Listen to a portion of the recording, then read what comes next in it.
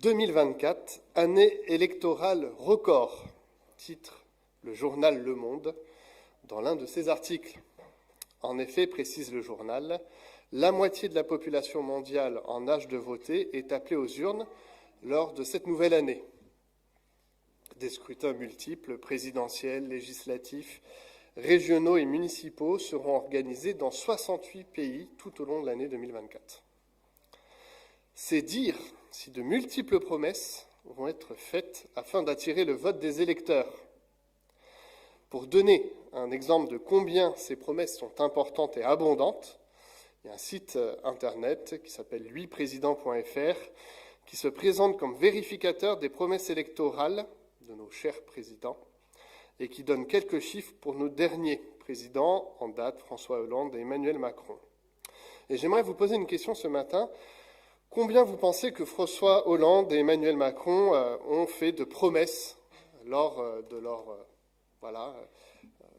démarche électorale pour être élu président et lors de leur mandat? À peu près combien de promesses ont été formulées?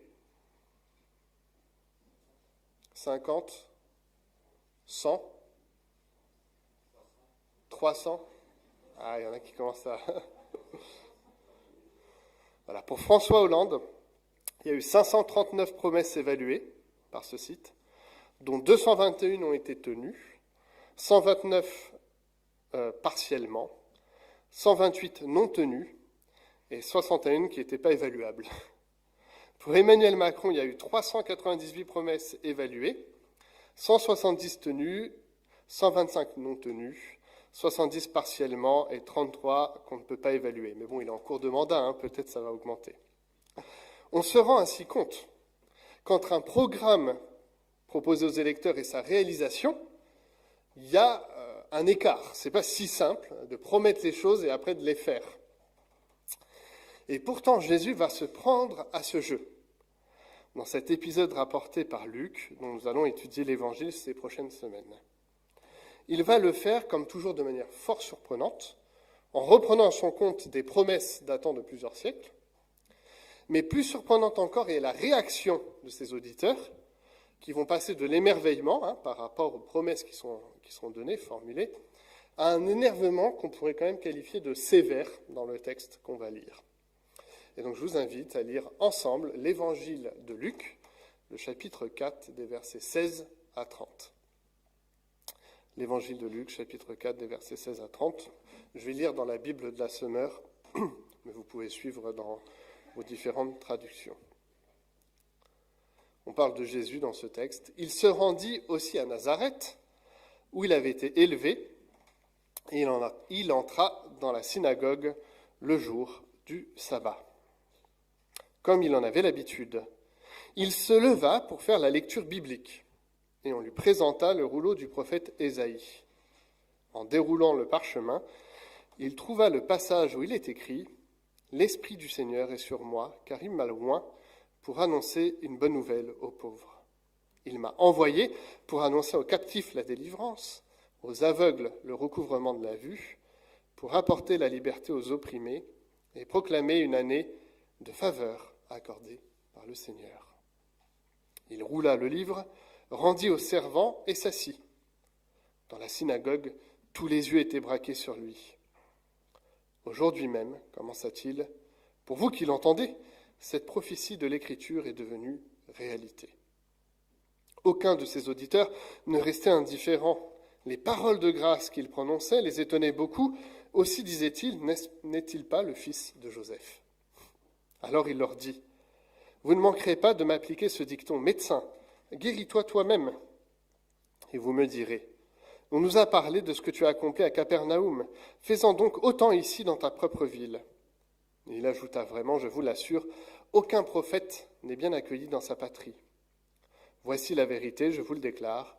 Il y avait beaucoup de veuves en Israël à l'époque d'Élie, quand pendant 3 ans et demi, il n'y a pas eu de pluie et qu'une grande famine a sévi dans tout le pays. Or, Élie n'a été envoyé vers aucune d'entre elles, mais vers une veuve qui vivait à Sarepta, dans le pays de Sidon. Il y avait aussi beaucoup de lépreux en Israël au temps du prophète Élisée, et pourtant aucun d'entre eux n'a été guéri, c'est le Syrien Naaman qui l'a été. En entendant ces paroles, tous ceux qui étaient dans la synagogue se mirent en colère. Ils se levèrent, firent sortir Jésus de la ville et le menèrent jusqu'au sommet de la montagne sur laquelle elle était bâtie, afin de le précipiter dans le vide. Mais il passa au milieu d'eux et s'en alla. Amen. 5 objectifs qui précisent le pourquoi de l'envoi de Jésus. Pourquoi le Père a envoyé Jésus? Comme le précise François Bassin dans son commentaire de l'évangile de Luc, la description des mouvements et gestes de Jésus, dans notre texte, des versets 16 à 20, c'est très visuel. On pourrait même dire scénique, la manière dont l'auteur a écrit. On voit Jésus dans notre texte qui se lève, on lui présente un rouleau du prophète Ésaïe, il le déroule, il le met sans doute sur un pupitre, il trouve ou il choisit le texte, il le lit à voix haute, puis le texte continue, il roule le livre, donne à un servant, retourne s'asseoir, pour terminer sur un commentaire aussi bref que puissant. Aujourd'hui, cette parole de l'Écriture que vous venez d'entendre est accomplie. Point. Je pose ça là, vous en faites ce que vous voulez. La réaction est à la mesure de cette scène surréaliste que vient de vivre la synagogue. Aucun de ses auditeurs ne restait indifférent. Les paroles de grâce qu'il prononçait les étonnaient beaucoup. Et plusieurs questions fusent, dont l'une qui est rapportée, c'est pas le fils de Joseph qui est en face de nous. Jésus, en reprenant à son compte les paroles d'Ésaïe, qu'on retrouve dans le livre d'Ésaïe au chapitre 61, c'est le verset 1 et la première partie du verset 2, qui vient d'être lu par Jésus, d'ailleurs qu'il cite selon la version grecque, va révéler, à l'attention des auditeurs et de nous, 5 objectifs pour lesquels Dieu l'a envoyé, 5 promesses qui vont se réaliser par sa venue et son ministère. Donc on pourrait dire que Jésus joue le jeu politique, il vient, il fait des promesses, il dit des choses qui vont être réalisées, et ce n'est pas anodin que l'évangéliste Luc fasse exprès de mettre le premier discours public de Jésus dans une synagogue où voilà, tout le monde entend ce qui va être lu et dit. 5 promesses, est-ce que vous les avez perçues dans le texte qu'on a lu? Est-ce que vous sauriez me les donner, ces 5 promesses?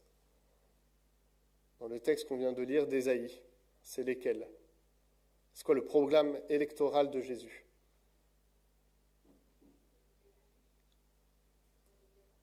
La libération, des opprimés, le recouvrement de la vue pour les aveugles,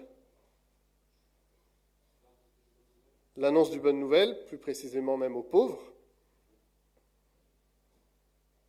Il en manque 2. Une année de grâce. Et proclamer aux captifs la délivrance. Il y a deux espaces de délivrance dans le texte. Proclamer aux captifs la délivrance et renvoyer libres les opprimés. Prenons quelques instants. Peut-on imaginer meilleur programme que celui que vient de présenter Jésus? Si l'un ou l'autre se présentait devant vous et déroulait un tel programme, est-ce que vous ne seriez pas tenté de le voter? Ça vient quand même répondre aux maux universaux de l'humanité. La pauvreté, la maladie, la marginalisation, l'oppression. On se rappelle que les aveugles, dans le cadre du contexte qui est celui de Jésus, là, l'aveugle, c'est celui qui est en situation de handicap à cause de son péché. Il y a plusieurs textes qui nous parlent de ça. Il est marginalisé, mis de côté. Moi, je pense que ce texte a dû résonner de manière particulière.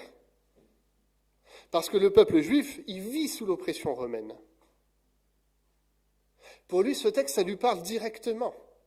Ce n'est pas simplement des mots qui sont lancés comme ça, mais tous les jours de leur vie, chaque fois qu'ils se lèvent le matin et qu'ils se couchent le soir, ils sont sous oppression romaine. Ils n'ont pas de liberté. Ils font face à des situations complexes, difficiles. Un certain nombre vivent dans la pauvreté. Pas simplement une pauvreté de l'esprit, mais une pauvreté physique, économique, sociale, politique. Et c'est effectivement ce à quoi Jésus s'emploiera durant son ministère. Et nous allons être les témoins privilégiés durant notre étude de l'évangile de Luc qu'on va faire sur les différents dimanches. Et j'aimerais reprendre ici les mots du commentaire biblique contemporain africain. il est visible que du début à la fin, Jésus s'est intéressé aux besoins des pauvres, aussi bien de ceux qui étaient pauvres en eux-mêmes que ceux qui l'étaient socialement, économiquement et politiquement. Ses parents à Jésus n'étaient pas riches, ils vivaient dans une ville méprisée. Confère la remarque que vont faire les auditeurs, ce n'est pas le fils de Joseph. Joseph, c'est qu'un charpentier, il vit à Nazareth. Vous vous souvenez de cette parole de Nathanaël? Elle est énorme. Il regarde, mais quoi de bon peut venir de Nazareth? C'est une ville méprisée. Durant son ministère public, Jésus a vécu dans la pauvreté.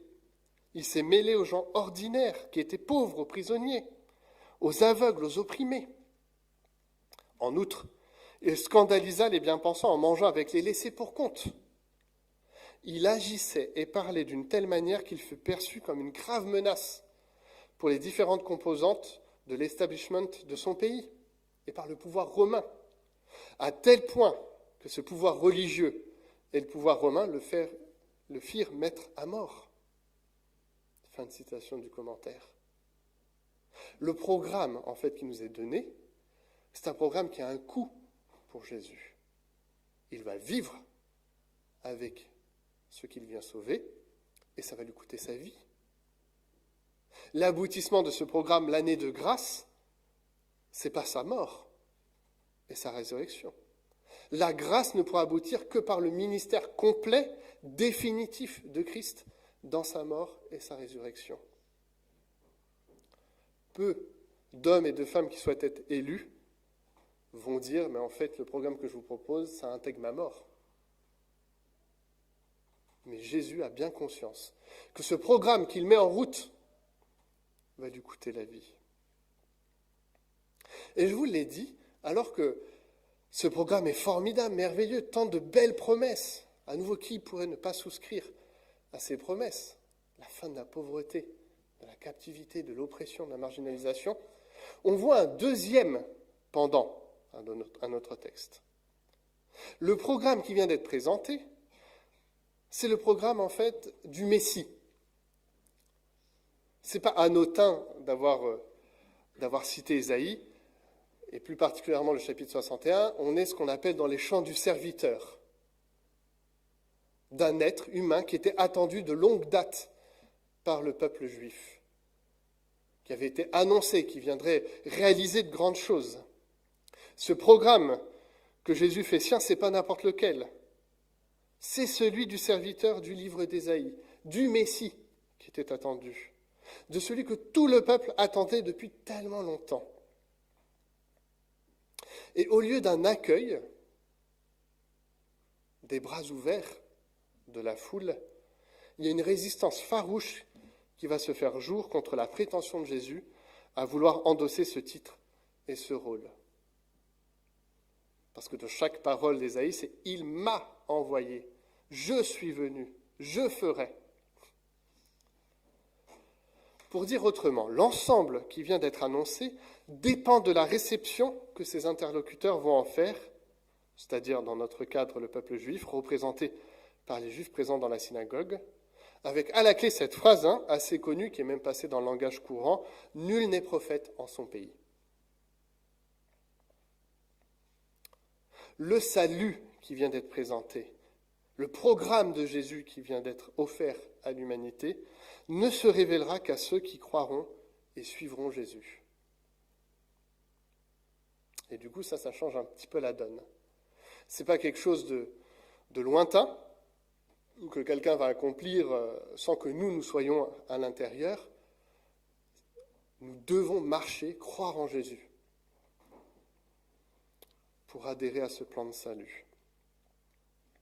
Et bien des commentateurs ont vu dans les paroles de Jésus sur Élie et la veuve de Sarepta, ainsi que sur Élisée et le Syrien Naaman, une préfiguration de l'ouverture de la bonne nouvelle aux païens, et même certains sont allés un petit peu plus loin, quelque part une priorité à eux, les païens, par rapport aux Juifs. Et je crois que le signifiant de ces termes, ça va vraiment plus loin que ce que le texte présente. Même si le discours de Jésus contient une ouverture discrète en direction des païens, sans, je crois, mettre la priorité sur eux, je ne pense pas que le texte dit ça, Je pense également que la pointe du texte est autre. C'est pas ça que veut souligner Jésus. En fait, Jésus veut poser la question des attentes, des lunettes qu'on met par rapport à nos lectures et aux attentes qu'on peut avoir dans notre vie. C'est clair que Jésus ne répondait pas aux attentes des Juifs dans la synagogue. C'était quand même que le fils d'un charpentier qui avait grandi dans une ville méprisable. Ils avaient d'autres attentes. Même s'ils ne savent pas qu'en fait Joseph, c'est un père adoptif et que Jésus n'est pas né à Nazareth à Bethléem, ils ont d'autres attentes. Jésus ne correspond pas au canon du Messie qu'ils voulaient voir. J'aime bien la phrase de François Bovon qui voit dans ces versets le conflit naissant entre le dessein de Dieu et la volonté humaine du peuple. Ce que Dieu veut, ce que Dieu va faire et la manière dont nous allons l'interpréter humainement. Je suis sûr que ça vous est déjà arrivé d'avoir des attentes. Je suis sûr que vous en avez d'ailleurs ce matin à travers ce culte et dans la semaine que vous allez vivre. Mais est-ce que vous pouvez être sûr et certain que vos attentes sont au diapason de ce que Dieu a pour volonté pour vous, pour l'Église, pour l'humanité? Parfois, nous, on a des attentes, puis on voit que les autres ne vont pas les réaliser. Et là, ça vient heurter un petit peu notre propre cœur, ce que nous, on attend, ce que nous, on aimerait vivre. Je me suis toujours posé la question si moi-même, si j'avais été dans la synagogue, j'aurais vraiment accueilli Jésus dans la manière dont il se présente. Je me suis posé la question même de vivre ça en église. Quelqu'un qui vient, qui monte en chair, qui lit un texte, il dit voilà, c'est moi. Puis après, il se rassoit. Comment on réagirait par rapport à ça? C'est pas si évident. Quelque part, c'est être prêt à une profonde remise en question, en faisant face à Jésus, à repousser nos certitudes pour nous laisser saisir par lui. C'est appelé à faire face à ce qui nous contrarie. Parce que Jésus est contrariant dans les évangiles, et Jésus de manière régulière est contrariant dans la manière dont il vient nous dire les choses. Il y a des choses qu'on accepte avec beaucoup de joie, beaucoup de bonheur. Il y a d'autres paroles de la Bible qui peuvent nous contrarier. Parce qu'elles viennent nous mettre à genoux, parce qu'elles nous amènent à faire face à nos fautes. On peut être parfois le pauvre, le captif, l'opprimé, mais on peut être parfois l'oppresseur, le coupable.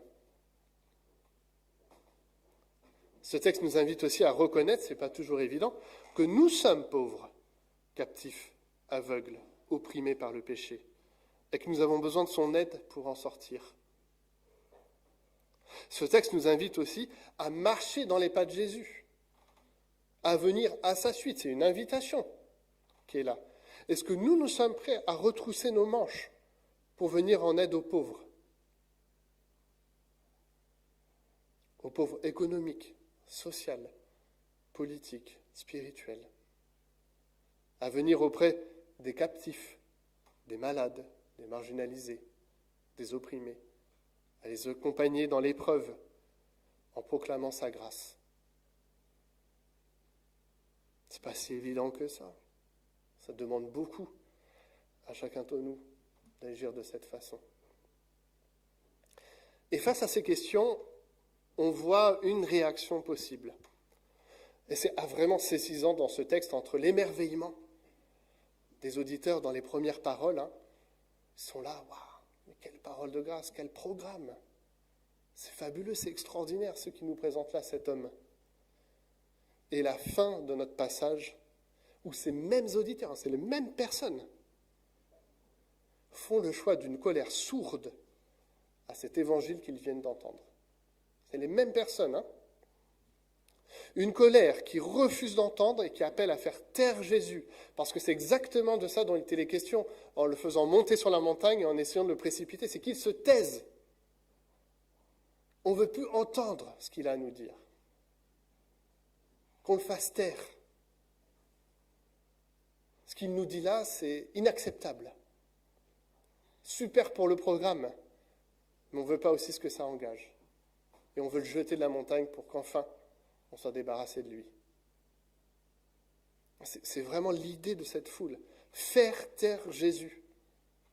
Qu'il ne soit plus possible pour lui de donner une autre parole. Et alors le texte nous dit que Jésus passe à travers eux et s'en va. C'est une sorte de miracle. J'ai du mal à imaginer comment c'est possible d'avoir une foule en colère qui est prête à lancer Jésus du haut de la montagne et Jésus qui passe à travers eux et qui part tranquillement. Et là où je vois l'humour dans ce texte, c'est que, mais ça c'est une interprétation qui n'est pas biblique, voilà, petit crochet, peut-être qu'il les a rendus aveugles. Et que du coup, ce qui vient d'annoncer le recouvrement de la vue, ils n'ont pas su s'en saisir pour eux-mêmes. Mais ce texte nous dit aussi que malgré le désir de faire taire Jésus, il passe au travers et que la bonne nouvelle qui vient d'annoncer, le programme qu'il vient de faire, les promesses qui viennent d'être dites, vont se réaliser. Malgré la colère sourde de cette foule, Jésus réalise paisiblement son évangile. La preuve, elle résonne toujours aujourd'hui. Nous sommes dans cette année de grâce. Jésus a accompli tout ce qui était dit en Ésaïe, en sa personne, par sa vie, par son œuvre, par sa mort, par sa résurrection. Elle est encore aujourd'hui pour chacun, pour chacune. Et il nous est donné de pouvoir la faire nôtre à nouveau, ou de l'accueillir pour la première fois en ce début d'année 2024. Alors prenons un instant de silence et prions. Seigneur, ce matin, nous voulons venir à la rencontre de ta personne. Considérer qui tu es, Jésus, ce que tu es venu accomplir. De promesses qui ont été faites des siècles en avance. Tu es venu accomplir la volonté de ton Père. Tu es venu porter une bonne nouvelle. Un évangile extraordinaire, grandiose, à la portée de chacun, chacune. Tu es venu rétablir la justice. Tu es venu donner la liberté à chacun d'entre nous coupables, oppresseurs et opprimés. Tu es venu nous remettre en question. Tu nous appelles à la repentance et à la transformation. Oui, Jésus, nous voulons nous saisir de cela ce matin. Accueillir cette bonne nouvelle à nouveau, la faire nôtre. Plonger nos regards vers toi et marcher à ta suite. Nous voulons recevoir cette bonne nouvelle et la mettre en action. Nous saisir individuellement et en Église de celle-ci. Continue à nous orienter sur le chemin de ta vie. Continue en cette année 2024 à ce que nous puissions répondre à ton appel ensemble, à accomplir les œuvres que tu as pour nous, à marcher dans cette année de grâce que tu es venu proclamer. Merci pour ce texte, merci pour l'évangile de Luc que nous allons étudier. Merci Seigneur pour ces paroles que tu as lues dans la synagogue et que tu as prises pour toi. En ton Saint-Nom. Amen.